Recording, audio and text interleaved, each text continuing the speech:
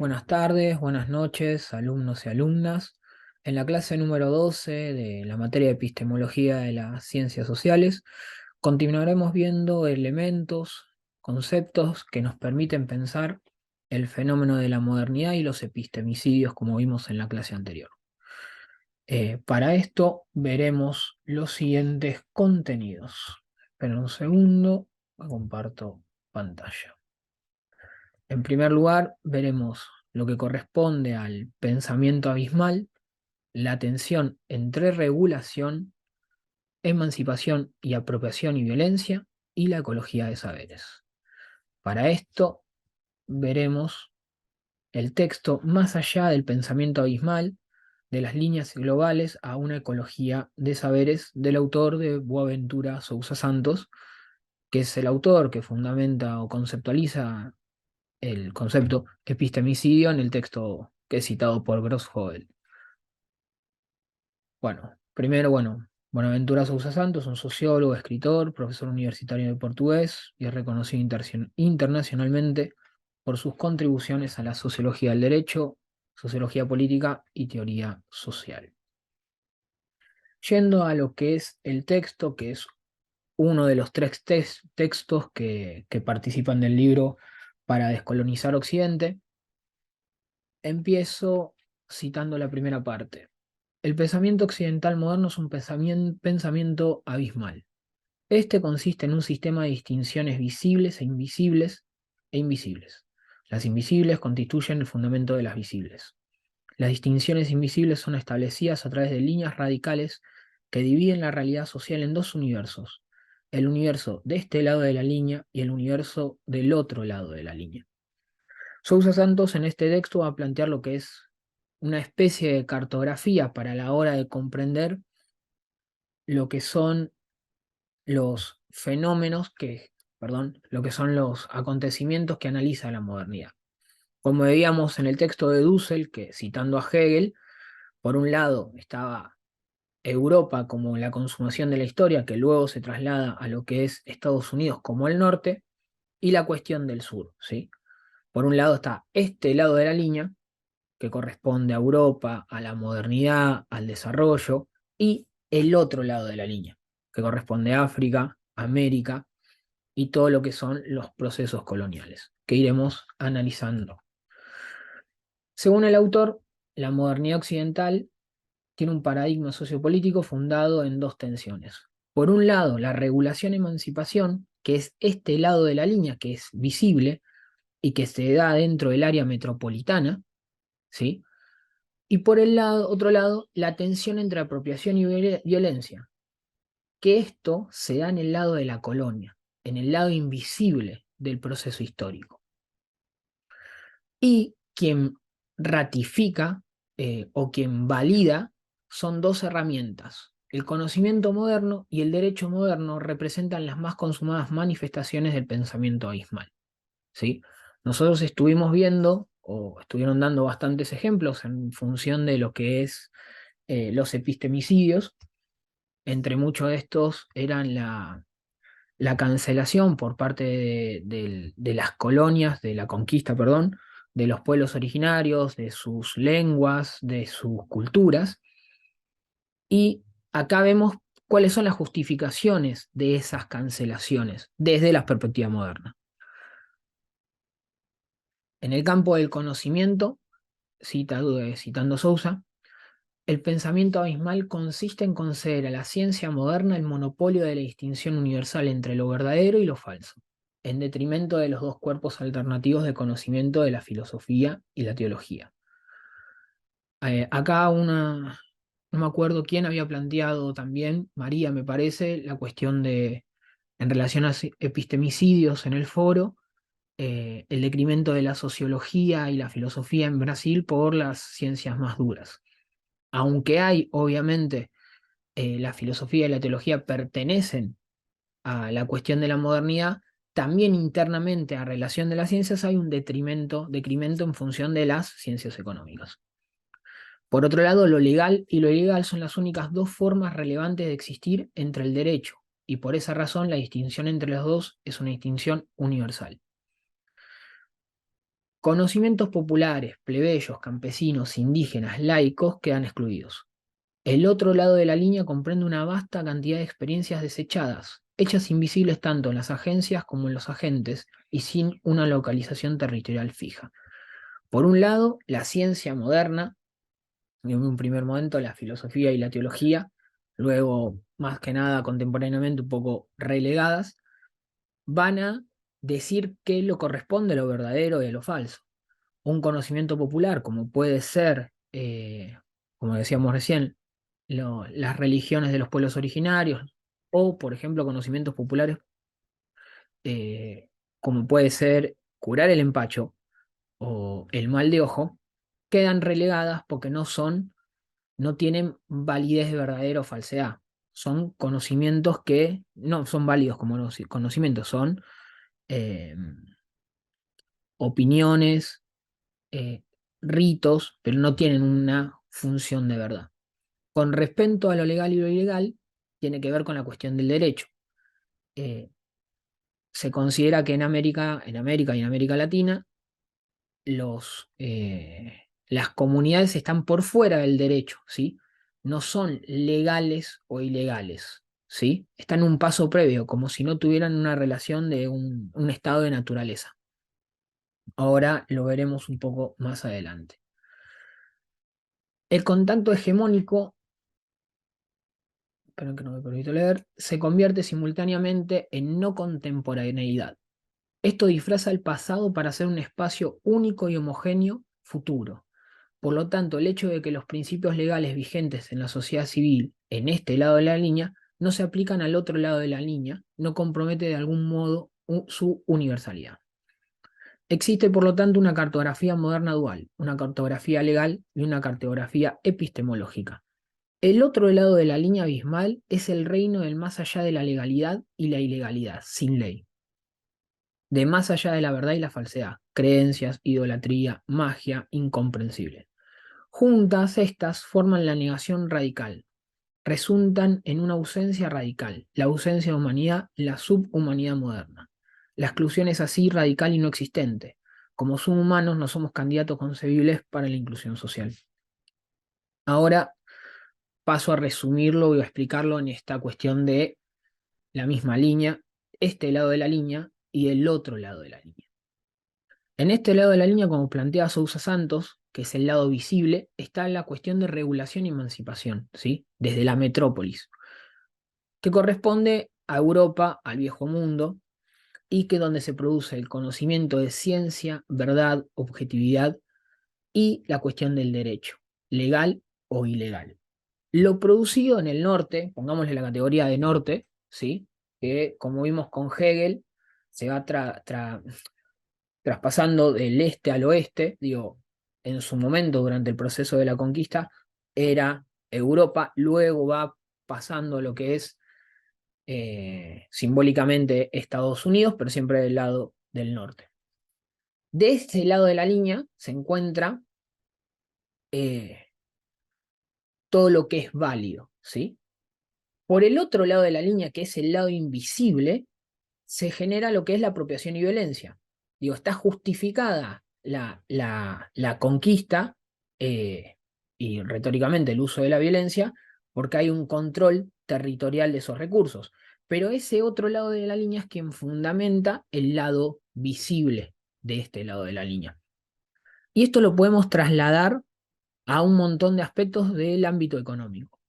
Por ejemplo, una empresa transnacional como puede ser Nike, en Estados Unidos y Europa, en las casas matrices, tiene todo de manera legal, ¿sí? Paga los salarios correspondientes, cuida el medio ambiente, etcétera, etcétera, etcétera. ¿Dónde se da la lógica de apropiación? En los países periféricos, del otro lado de la línea, ¿sí? Donde hay trabajadores en negro, donde se contamina, donde se paga salarios muy por debajo, ¿sí? Fíjense cómo desde la perspectiva económica podemos ver este lado de la línea y el otro lado de la línea. Otro ejemplo, hablando desde la perspectiva económica política, puede ser la empresa Carrefour, donde es regulada en su casa matriz perteneciente en Francia, donde el Estado interviene en este lado de la línea, el lado visible, pero del otro lado de la línea está permitido, por ejemplo, subir los precios o plantear aumentos por fuera de, sin una regulación estatal, ¿sí? Digo, estas dos cuestiones de este lado de la línea y del otro lado de la línea operan constantemente, ¿sí? En el imaginario social. También esta cuestión de pasado y futuro.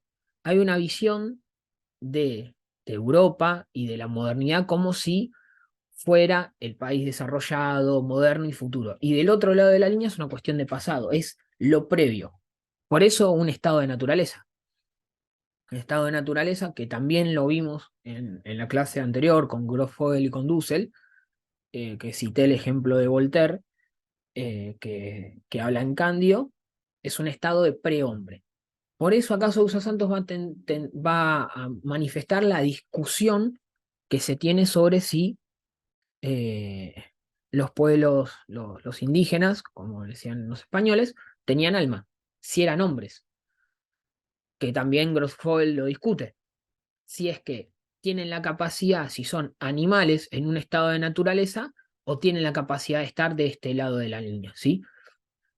Y ahí cita otra frase que es de Pascal, dice, por debajo del Ecuador no hay pecados.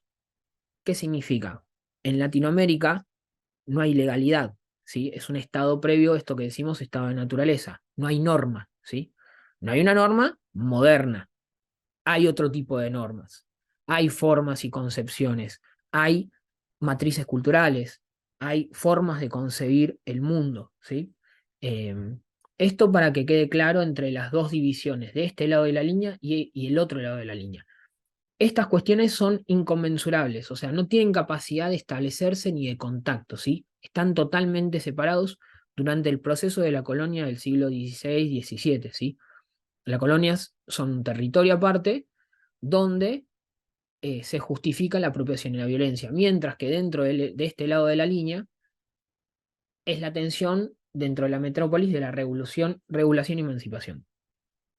Ahora bien, entrado este siglo, lo que va a plantear el autor, hay un retorno a la colonialidad, porque estas cuestiones de estos lados de la línea, de esta tensión entre apropiación y violencia, empiezan a estar dentro de la metrópolis por los siguientes fenómenos.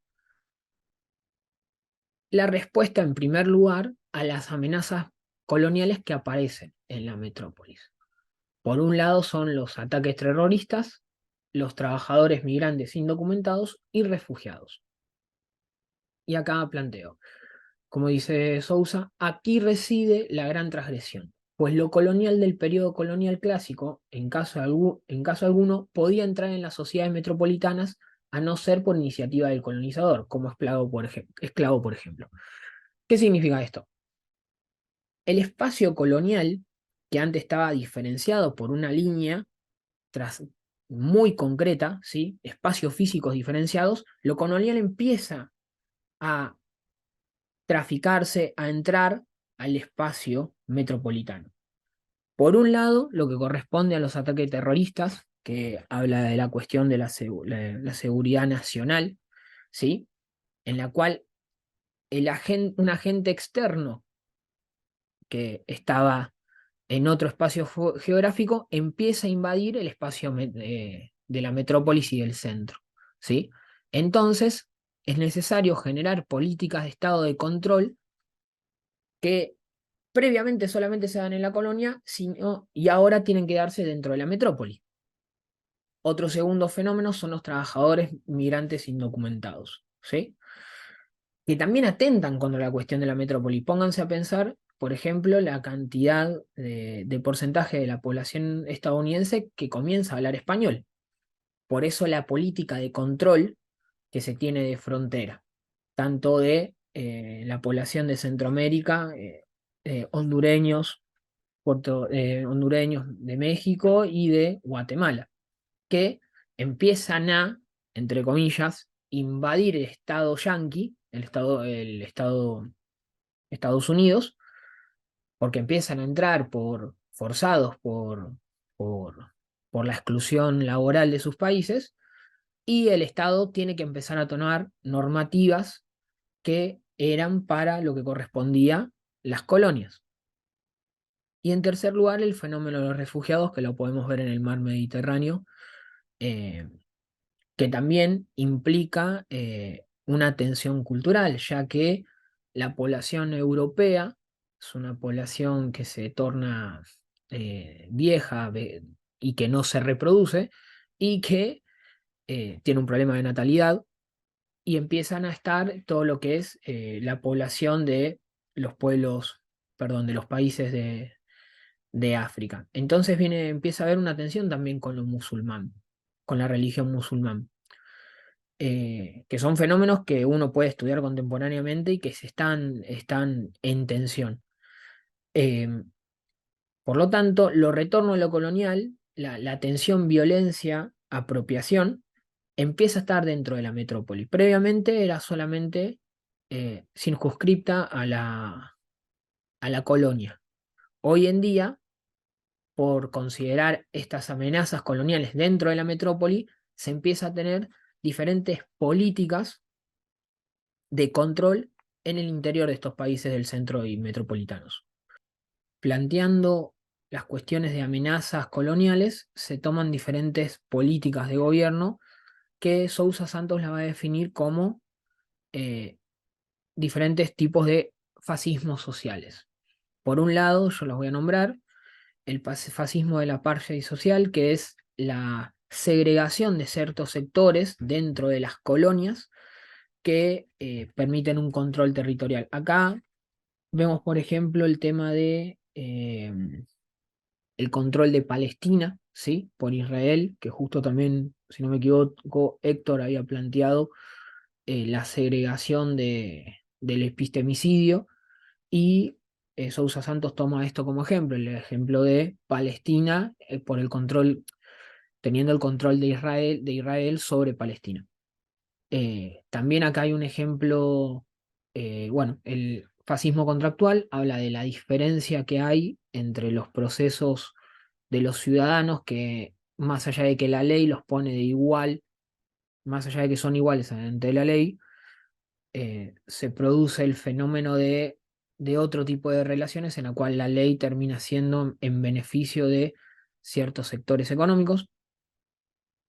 El fascismo territorial, que está acompañado del fascismo social, que corresponde a eh, el control armado por parte de ciertos territorios y políticas focalizadas, como puede ser en la ciudad de Buenos Aires, donde la policía metropolitana hace un control sobre las personas que viven en situación de calle, por ejemplo, ¿sí?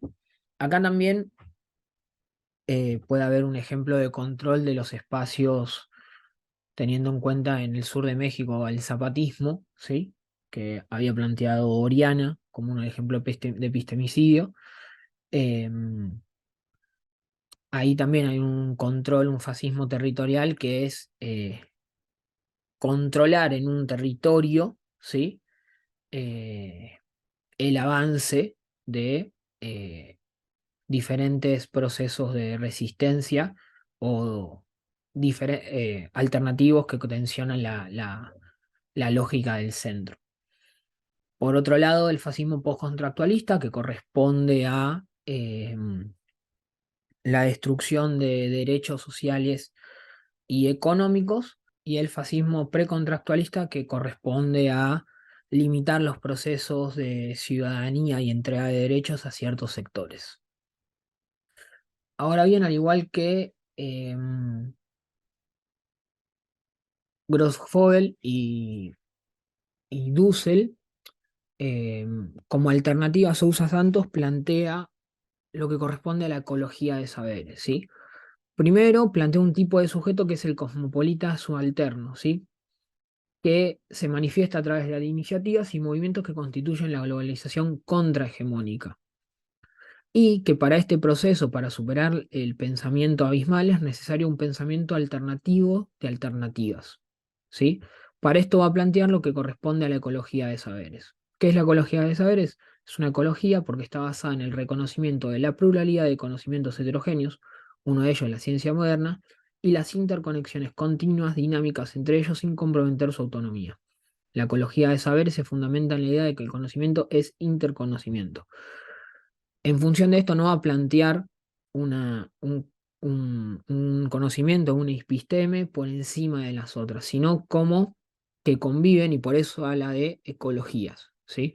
Una ecología como algo orgánico, que interactúan, que dialogan, y frente a esto habla del proceso de traducción. El proceso de traducción requiere el encuentro entre dos epistemes, dos conocimientos diferentes con diferente lengua, pero la traducción intenta ser lo más certero posible a lo que es su voz original.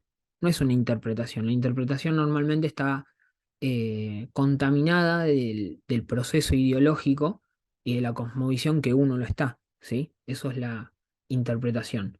La traducción intenta ser lo más fiel a ese proceso, al, a ese proceso, digo, a esas palabras de ese conocimiento que intenta manifestarse, ¿sí? Por lo tanto, plantea una convivencia de esas epistemes y un reconocimiento, como acabo de decir, y autonomía por parte de cada una de ellas, ¿sí? No dejarse dominar por una encima de la otra, como es la ciencia moderna y el derecho moderno, que invisibilizan, aniquilan, destruyen, desaparecen toda cuestión de episteme alternativa. Dejo de compartir. Bueno, cerrando esta clase número 12, siguiendo en la clase próxima con la número 13 de repaso, la idea es que en esta clase no va a haber un foro, sino que se recomienda que se empiece a empezar a repasar todos los contenidos vistos durante esta segunda parte de la materia en función del parcial. En ese sentido, eh, pueden enviarme los contenidos o las dudas que tengan que quieran profundizar en la siguiente clase de repaso, ¿sí? Si hay algún contenido, algún concepto, algún autor que consideran necesario repasar, eh, plantéenlo, envíenme algún mensaje privado o en el mismo foro para preparar la siguiente clase, eh, para preparar lo que es la siguiente clase en función de los contenidos que no se hayan comprendido. Por otro lado, en el foro estuve contestando los ejemplos de epistemicidios que plantearon y estuve recomendando en algunos casos diferentes tipos de lectura, comprometidas y vinculadas al tema y al ejemplo que ustedes pusieron.